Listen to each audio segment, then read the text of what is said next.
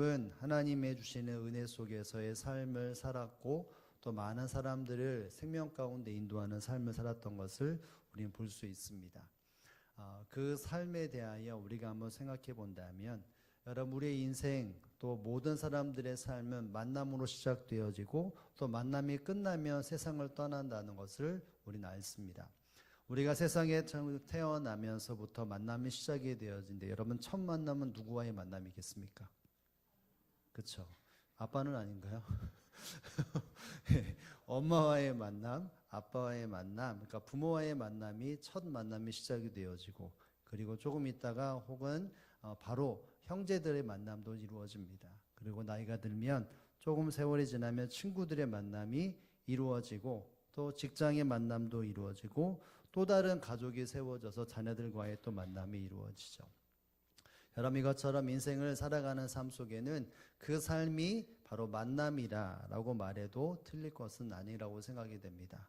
오늘도 우리 기도해 주시는 박수련 집사님 기도의 내용 중에 이제 3월 달이 되니까 이번 주간, 지난 주간에 새로운 신학기가 되어져 자녀들을 위해서 기도하셨고, 또 우리 많은 부모님들이 기도하는 제목 중에 하나가 바로 2월 달 내내 아마 기도하셨을 것인데, 그 기도가 무엇이었을까요? 자녀들의 만남에 대한 기도였습니다. 좋은 사람 만나고 좋은 선생님 만나고 또 학업의 그 만남을 통해서 방해가 아니라 다은 모습으로 살아갈 수 있도록 그와 같은 기도를 하게 될 것입니다. 여러분, 왜 그렇게 말할까요? 내가 원하는 좋은 만남도 우리의 인생도 있지만 그렇지 않는 만남도 있을까요? 없을까요? 있죠. 자녀들을 보면 이러더라고요. 오늘 이번에 새로운 학년 선생님 만나는데 영 아니라고. 정말 아니라고 이렇게 이야기한다고, 아는 사람이 아무도 없다고 이렇게 말하는 자녀도 보게 되어지는데, 여러분, 내가 원하고 내가 바라는 만남도 있지만 내 인생을 간만에 살펴보면 꼭 좋은 만남도 있는 것이 아니라 좀 힘든 만나면서 내 마음이 아픔이 있고 좀 만남이 없었으면 좋았겠다라고 하는 만남도 분명히 있습니다. 우리의 인생은 만남으로 진행되어진다면 그 만남은 좋은 만남도 있지만 좋지 못한 나의 마음에 어떤 아픔과 고통을 주는 마음에 어쩌면 분을 낼 수밖에 없는 그와 같은 만남도 있는 것이죠. 이것이 바로 인생의 만남이라고 말할 수 있을 것입니다. 오늘 본문에도 보면 바로 요셉이라고 하는 사람이 이와 같은 인생을 살아간 것을 바라봅니다. 모든 사람들이 마찬가지겠지만 이 야곱도 다른 사람들과 별 상관없이 좋은 만남도 있었고 그렇지 못한 만남도 있었죠. 아버지와의 만남으로 시작이 되어져서 형제들의 만남이 진행되어졌는데, 형제들의 시기와 질투로 계획되지 않는 만남도 있었습니다. 그 만남이 바로 보디발 장군, 애굽의 보디발 장군과의 만남, 또 그 아내와의 만남, 감옥에서의 관원장과의 만남, 그리고 애굽의 바로 왕의 만남도 아마도 그의 인생의 만남이라고 말할 수 있을 것입니다. 어쩌면 이 형제들의 시기와 질투로 이루어졌던 만남이 이 요셉에게는 잊지 말아야 할 만남, 기억하고 싶지 않은 만남일 수 있습니다. 그럼에도 불구하고 오늘 본문의 그 만남을 통해서 이 형제와의 만남이 어떻게 진행되고 마무리되었는지를 우리는 발견하게 되어집니다. 특별히 오늘 본문에 보면 형제들이 이 요셉에게 나아가서 그 만남이 최고조에 있다는 사실들을 기억하면서 대화가 이루어지는 것을 보게 되어지는데요. 우리 한번 15절의 말씀을 다 함께 한번 읽어봅니다. 15절입니다. 시작. 웃음을 보고 말하되 요셉이 혹시 우리를 미워하여 우리가 그에게 행한 모든 악을 다 갚지나 아니할까 하고, 요셉의 형들이 요셉에게 나왔습니다. 왜 나왔습니까? 바로 그의 아버지가 돌아가셨다는 사실들을 직시하고 요셉 앞에 갑니다. 왜 그랬을까요? 자기들이 이 요셉을 시기하고 질투하여서 그의 인생에 잘못된 만남을 만들었기 때문에 그의 인생에 잊지 말아야 할 고난의 때를 그들이 잘못된 악을 행함으로 인해서 형제가 요셉이 아픔을 겪기 때문인 것이죠. 그래서 아버지가 있었을 때는 그래도 요셉이 아버지의 눈치를 보고 좀 자기의 마음을 삭히고 있었다가 이제 야곱이 세상을 떠나니까 분명히 이것에 어떤 감추고 있었던 감추고 있었던 어떤 심판하고다는 이것에 대해서 결과물을 드러내는 마음이 분명히 있을 것이다라고 하는 긴장감을 가졌던 것이죠. 그래서 요구를 합니다.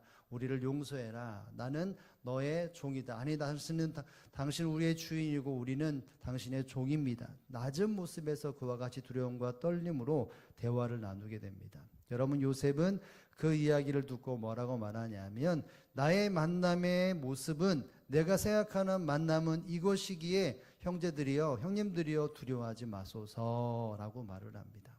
두려워하지 마소서, 두려워하지 마소서 두 번씩이나 두려움의 엄살이 쌓여 있는 형제들에게 요구합니다. 두려워하지 마십시오. 두려워하지 마십시오. 그러면 형제들을 안심시키면서 이 요셉은 끝까지 하나님께서 이끄시는 아름다운 인생, 그 만남의 이어짐으로 삶을 살았던 것을 바라봅니다.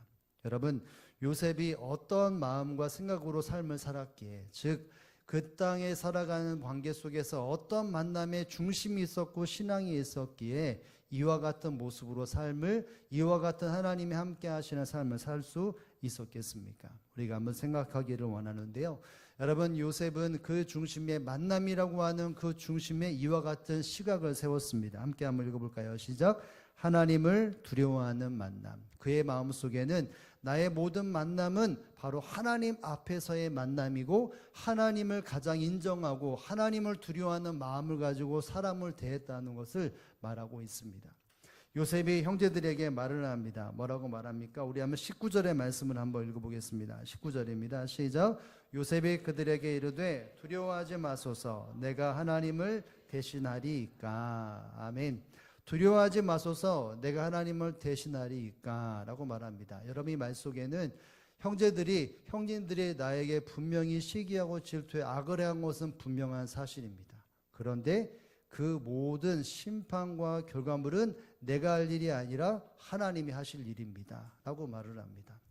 그러니까 여러분, 형님들, 나를 두려워하지 말아달라고, 내가 이것을 갚는 것은 하나님을 대신하신 것이기에 하나님께서 이 모든 것의 주권자이지 나는 주권자가 아닙니다 라고 말을 합니다. 제가 주석을 보니까 이 내용이 이런 내용이더라고요. 강력하게 부인한다고 말을 하더라고요. 아닙니다, 형님들, 나를 두려워하지 마십시오. 나는 하나님을 대신할 사람이 아닙니다. 이 모든 관계 속의 주권자는 하나님이십니다. 하나님을 두려워해야지 나를 두려워하지 마십시오 라고 말을 하게 됩니다. 내가 용서했고 그것이 끝이고, 하나님의 모든 만남, 형님들과 나와의 관계가 바로 하나님께서 함께 하시고 하나님이 판단하시고 하나님이 그 모든 것을 결정하는 것이지 저는 결정권이 없습니다. 제발 두려워하지 마소서, 이렇게 강한 부정을 이야기를 하고 있는 것이죠. 사랑하는 성도 여러분, 요셉이 가지고 있는 그 만남의 중심은 무엇이었냐면, 우리의 모든 만남은, 당신과 나의 만남은 하나님의 주권 안에 있습니다. 내가 잘했든 잘못했든, 당신들이 나했든 잘못했든 그 모든 것은 하나님 앞이고, 하나님을 두려워하고 하나님을 경외하는 마음으로 이 관계가 있기에 그 중심이 바로 이 요셉의 관계의 중심이었던 것이죠. 사람과의 만남이 있었지만 그 만남에 하나님께서 함께 하셨고 하나님의 뜻과 섭리가 이루어지는 만남이었다는 것을 기억했던 것입니다. 여러분, 이것은 요셉이 그 형들에게 좀 정신 좀 차리십시오, 내가 지금 말하는 거 잘 들으세요, 가르치는 내용이 아니라, 가르치는 내용뿐만이 아니라 자기 스스로도 이와 같은 만남의 기둥이 세워졌던 사람이라는 것을 알아야 합니다. 그냥 당신들 가로잡기 위해서 가르치는 것뿐만이 아니라 자기 중심의 삶에, 나의 모든 관계 속에서는 하나님을 두려워하는 것이 나의 모든 사람과의 관계의 중심이라고 그렇게 이야기를 하고 있습니다. 여러분, 어떻게 알 수 있겠습니까? 창세기 39장 9절의 말씀에 보면 보디발 장군의 집에서 종살이를 할 때에 그의 아내가 유혹을 하죠. 여러분, 나와 함께 동침하자라고 하는 강력한 유혹을 할 때에 여러분, 요셉이 이와 같은 이야기를 말합니다. 아마 다 아실 내용일 텐데요. 우리 한번 읽어보면서 확인해 보도록 하겠습니다. 39장 9절입니다. 시작. 이 집에는 나보다 큰 이가 없으며 주인이 아무것도 내게 금하지 아니하였어도 금한 것은 당신뿐이니 당신은 그의 아내님이라. 그러즉 내가 어찌 이 큰 악을 행하여 하나님께 죄를 지으리까. 아멘. 눈 질끈 감고 그 여인의 손을 잡으면 좀 편할 수도 있을 것이고 어쩌면 자기 마음속에 있는 쾌락이 발동되어서 쾌락을 풀 수 있는 기회에 있을 수 있었습니다. 그러나 이 사람과의 만남 속에서 그는 하나님을 기억했습니다. 내가 어찌 큰 악을 행하여 하나님께 죄를 지으리까. 지금 나와 당신과의 관계 속에서 이 순간은 하나님 앞에서의 관계이고 나는 하나님을 두려워하는 마음을 가지고 있는 하나님의 사람입니다. 그렇기 때문에 나는 하나님 앞에 죄를 지을 수 없습니다 라는 이야기를 하게 됩니다. 여러분, 요셉은 누구를 만나고 또 중요한 만남이 있을 때마다 이와 같은 신앙의 마음, 관계의 기둥이 서 있었기 때문에 절대로 관계로 인해서 넘어지거나 실패하거나 절망과 아픔을 경험하지 않았다는 사실을 우리는 기억할 수 있어야 한다는 것이죠. 사랑하는 성도 여러분, 성도들에게도 이와 같은 하나님의 믿음이 세워져 있어야 합니다. 누구와의 관계 속에서 있다 할지라도 그 관계가 단순히 저 사람과 나와의 관계 속에서 진행되고 끝나는 것이 아니라 하나님이 바라보시고 하나님이 증인이시고 하나님이 이 모든 것을 이끌어 가시는 이 만남을 통해 하나님의 뜻과 섭리가 진행되고 이루어진다라고 하는 이와 같은 믿음이 있어야 한다는 사실을 여러분 믿고 깨달을 수 있기를 주님의 이름으로 축복을 드립니다. 여러분, 솔직히 이 모습을 가만히 보면 이렇게 생각할 수도 있죠. 요셉이 그의 형들이기 때문에, 그의 아버지 밑에 한 핏줄을 가지고 있기 때문에 다른 사람들은 남이지만 그래도 한 형제이기 때문에 이렇게 하고 다른 사람들은 좀 다르게 하지, 이런 마음이 가지고 있지 않았던 것이죠. 보디발 장군 아내에도 이야기를 드렸지만 한번 여러분 생각해 보시기 바랍니다. 요셉이 애굽의 총리가 되었다는 사실을 보디발과 그의 아내가 들었을까요? 못 들었을까요? 분명히 들었을 것입니다. 애굽의 총리가 됐는데 그 총리가 바로 요셉이라는 사실을 보디발이 알았을 것이고 군대의 장관이었으니까요. 그의 아내도 분명히 알았을 것입니다. 여러분, 그렇다면 여러분이 만약에 보디발과 보디발 장군의 아내의 입장이라면 두려워 떨까요? 안 떨까요? 두려워 떨죠. 내가 거짓말로 속여서 요셉을 감옥에 gat히게 했고 오해라고 생각하면서 그것에 대해서 묵인했던 것이 보디발이었는데, 여러분, 요셉이 애굽의 총리가 딱 되었을 때 너 이리 와봐, 보디발 이리 오고 그 안에 데리고 와봐 하면서 당신 나에게 이렇게 했지, 이것에 상응한 벌을 내릴 거야, 저기 가서 좀 있어, 감옥에 갇혀봐, 내가 당한 만큼 너야 한번 겪어봐야 돼. 여러분, 이런 말이 성경에 있습니까? 없습니까? 없습니다. 이 말이 무엇이냐면 가족이기 때문에 나와 좀 함께하기 때문에 이것을 하나님께서 하는 것이다라고 말하는 것뿐만이 아니라 나의 모든 관계가 하나님이 갚으시고 하나님의 주권 안에 있다는 사실이 그의 중심에 있었던 것입니다. 여러분, 이 마음이 있었기 때문에 하나님은 요셉을 더욱더 은혜와 사랑으로 붙들어 주셔서 그 자리에 수많은 하나님의 은혜를 끼치게 하고 하나님의 역사를 이루었다는 사실을 여러분 기억할 수 있기를 주님의 이름으로 축복을 드립니다. 하나님은 하나님의 주권과 하나님의 사람들에게 이와 같은 은혜를 허락하셔서 관계를 통하여 하나님의 뜻을 이루시고자 하는 하나님의 계획과 섭리가 있다는 사실을 우리는 기억할 수 있어야 하는 것입니다. 여러분, 구약 성경에 보면 이와 같이 나의 모든 관계 속에서 하나님이 함께 하시고 하나님을 두려워하는 마음을 가지고 살았던 사람들이 얼마나 많이 있습니까? 사무엘이 이스라엘 백성들이 요구를 합니다. 사무엘에게, 사무엘이여 우리에게 왕을 주소서, 당신의 아들들은 제대로 일을 못하고 하나님 앞에 있지 못합니다 라고 우리에게 왕을 세려다고 말을 할 때 사무엘이 뭐라고 말하냐면 당신과 여러분들과 나와 사이에 하나님이 증인입니다, 이런 말을 합니다. 이스라엘 모든 백성들과 내가 이 선지자로 직무를 감당할 때 나와 관계를 맺고 백성과 나의 관계 속에서는 하나님이 증인입니다. 내가 하나님 앞에 불법되이 행하거나 불법을 행하거나 죄를 지은 적이 없습니다, 이런 말을 합니다. 사무엘 선지자는 모든 사람들을 대할 때 하나님 앞 두려운 마음을 가지고 사람들 관계에 있으므로 무엇을 잘못할 때마다 그것을 판단하고 정죄하는 것이 아니라 하나님의 뜻만 전하고 하나님의 마음만 전했던 것이죠. 여러분, 그 사무엘의 손에서 바로 기름 부음 받은 다윗도 마찬가지입니다. 우리가 잘 아는 것처럼 사울이라고 하는 왕이 이 다윗을 몇 번이나 죽이려고 하는 모습들이 있지 않았습니까? 여러분, 그때마다 그의 마음속에는 이 사울 왕과의 나와 관계 속에서 하나님을 두려워하는 마음이 그의 마음에 세워졌습니다. 사무엘상 24장과 26장 두 장을 거쳐보게 된다면 이 다윗이 이 사울을 처단할 수 있고 그 순간에 모든 것을 완전히 깨끗하게 도망자의 신사를 청산할 수 있는 기회가 주어졌음에도 불구하고 그 다윗은 어떻게 하냐면 나와 당신의 관계 속에서 하나님을 두려워하는 마음이 있었다는 것이죠. 그래서 이 사울왕을 해하지 않습니다. 굴에서 분명히 이 사울을 해할 수 있는데 죽이지 않죠. 옷자락만 베입니다. 그리고 26장에 가보면 이 사울이 어느 진영 속에 있는데 다윗과 함께하는 사람들이 이 누워있는 사울을 둘러쌉니다. 그 장면 속에서 우리가 한번 보기를 원하는데요. 사무엘상 26장 9절과 10절에 보면 다윗이 함께하는 사람들에게 이렇게 일러줍니다. 함께 읽어보겠습니다. 시작. 다윗이 죽이지 말라. 그런즉 손을 들어 여호와의 기름 부음 받은 자를 치면 죄가 없겠느냐 하고 다윗이 또 이르되 여호와께서 살아계심을 두고 맹세하노니 여호와께서 그를 치시리니 혹은 죽는 날에 이르거나 또는 전장에 나가서 망하리이다. 아멘. 함께하는 사람 중에 우두머리가 바로 아비새였는데 이 아비새가 칼을 들어 해하려고 했습니다. 다윗과 함께하는 사람들이 도망자의 신세를 이제 청산할 수 있는 딱 그 순간 속에서 다윗이 뭐라고 말합니까? 죽이지 말아라. 누구든지 손을 들어 여호와의 기름 부은 분을 치면 죄가 없겠느냐. 이 사울왕과의 관계 속에서 내가 이것을 칼로 딱 끝내버리면 모든 사람들이 나와 함께하는 사람의 자유를 누리고 이제는 일생생활에 복귀할 수 있는데 아니라는 것입니다. 그 사람과 나와의 관계 속에서 하나님이 계신다는 것입니다. 하나님을 두려워하는 마음이 우리 안에 있어야 한다고 말해 그것은 죄라고 말을 합니다. 그리고 맡기죠.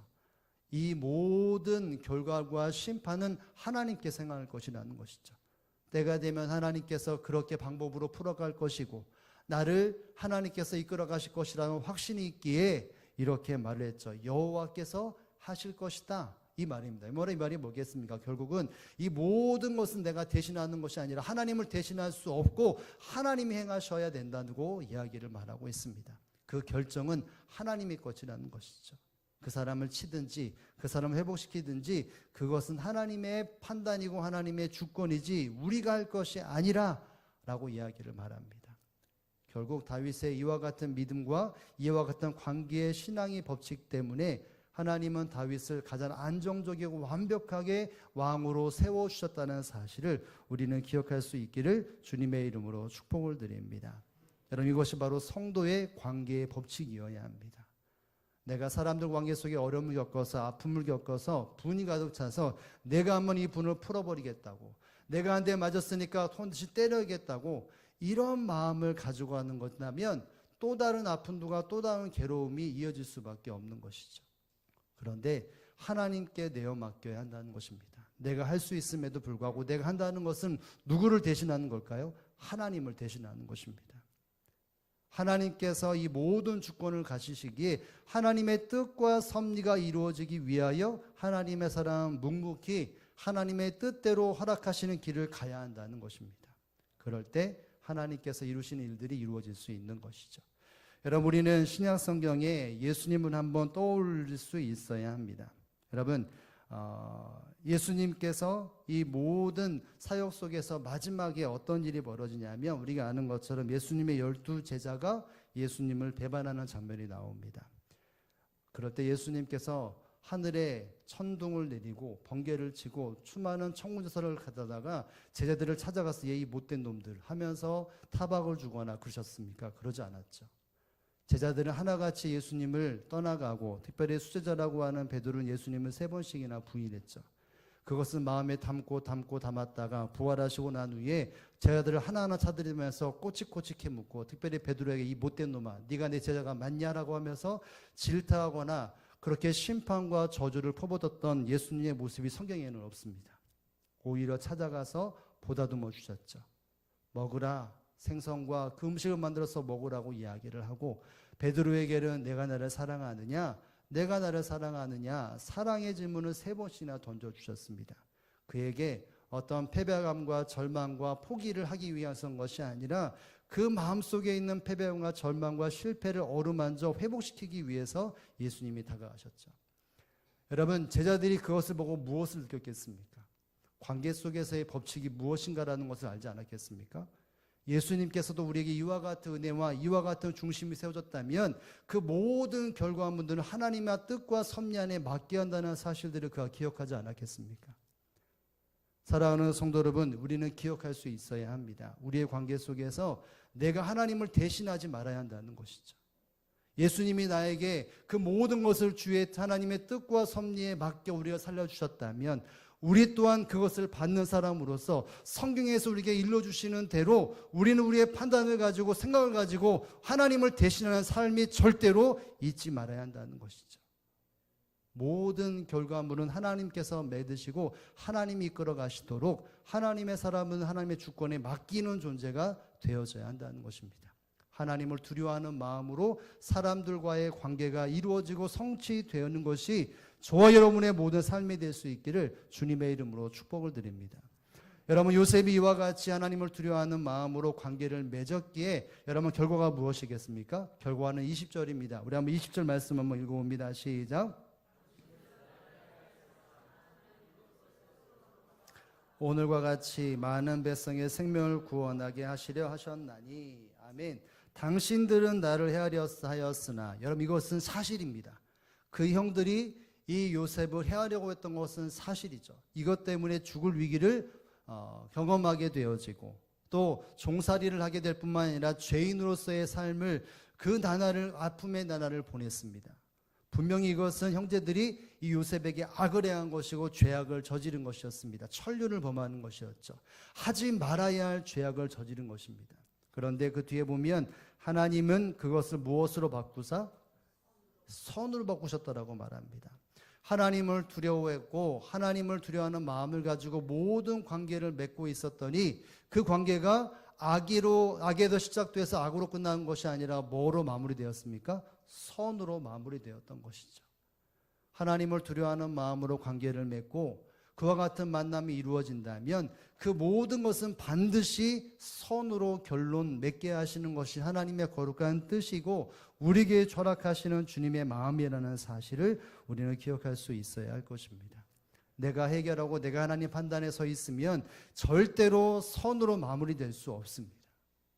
여러분 한번 생각해 보시기 바랍니다. 여러분은 여러분의 자녀들에게 선을 주기를 원하십니까? 아니면 악과 죄악을 주기를 원하십니까? 선을 주기를 원하십니다. 분명히 여러분 자녀들에게 그와 같은 가장 좋은 걸로 주는 것이 부모의 마음이라면 여러분 하나님께서 하나님의 백성들에게 만남을 허락한다면 우리가 정말 연초가 되면 우리 자녀에게 좋은 만남을 달라고 기도한다면 여러분 하나님 우리에게도 똑같은 마음을 품지 않겠습니까? 어그러지고 마음에 상처 있고 괴로움의 만남이 하나님께서 야 너희는 이와 같은 삶을 살아야 돼 이런 마음이 하나님이 우리에게 주는 마음이 아닐 것입니다. 그런데 분명히 악도 있고 선도 있는 과정이 있을 것입니다. 그런데 주님은 반드시 어떤 결과를 도출시키시냐면 선으로 그 모든 것을 도출시키고 결론 맺게 하신다는 사실을 믿으실 수 있기를 주님의 이름으로 축복합니다. 주님은 우리에게 만남이 억울함일 수 있고 괴로움일 수 있고 근심일 수 있고 아픔일 수 있지만 하나님 우리의 좋은 하나님이시에 그것이 반드시 선으로 하나님의 열매를 맺게 하신다는 사실을 믿으실 수 있기를 주님의 이름으로 축복합니다. 그러기 위해서 어떻게 해야 합니까? 하나님을 두려워하는 마음을 가지고 하나님의 자리에 우리가 서지 말아야 합니다. 하나님이 일하셔서 하나님이 행하셔서 선을 마무리되게 하기 위해서는 내 지식과 내 경험은 절대 할 수 없다는 것이죠. 오히려 또 다른 악으로서 과정에 계속해서 끝없는 악이 뜻없는 다툼과 뜻없는 분열밖에 있지 않을 수밖에 없는 것입니다. 그것이 선이 되기 위해서는 하나님의 주권에 맡기고 하나님을 두려워한 마음으로 모든 관계가 있을 때 주님께서 선이 이루어지고 하나님의 역사가 이루어진다는 사실을 믿으실 수 있기를 주님의 이름으로 축복합니다. 이것이 결국은 요셉이 사는 길이었고 형제들이 사는 길이었고 그와 함께하는 모든 사람들이 생명을 얻는 길이었다는 것을 성경을 통해 깊이 깨달을 수 있기를 주님의 이름으로 축복합니다. 저와 여러분의 삶의 관계 속에서 가족과의 관계가 어그러져서 악이 내 마음속에 분이 가득 차고 있습니까? 혹은 나의 직장 관계 속에서 나와 친척 관계 속에서 나와 이웃 관계 속에서 또는 교회 안에서의 성도의 관계 속에서 내 마음속에 자리 잡고 내가 해결하고 내가 이 모든 것을 종지부를 찍겠다라고 하는 마음 때문에 어그러지는 관계가 있지는 않습니까? 여러분 그 관계를 누구에게 맡겨야 합니까? 하나님께 맡겨야 합니다.